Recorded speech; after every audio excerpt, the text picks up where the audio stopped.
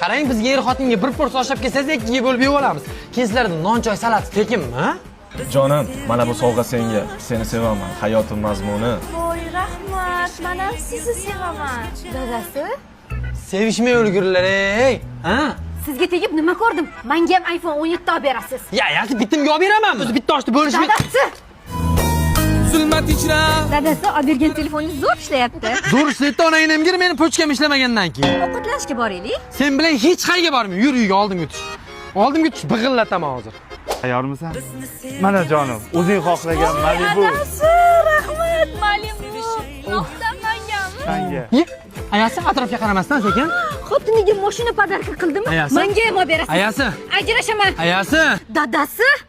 zulmat ichra ko'tarir meni. Mashina uchun rahmat, dadasi. Ko'z ochib ko'rganimsiz.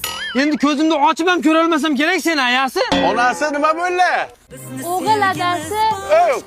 Ko'nglim sezib bo'lgan sen yoqtirgan barbekü burgerni olib keldim. Rahmat, rahmat. Maza qilib yerding-ku.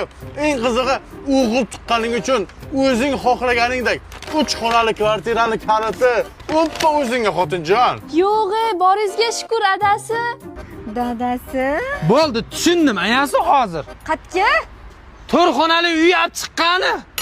Shukr deyman oyoq. Ore, rahmat dadasi, 4 xonali uy uchun ketdik yangi uyimizga. Men bormayman, o'zing boraver. Nimaga? Yursam achyapti.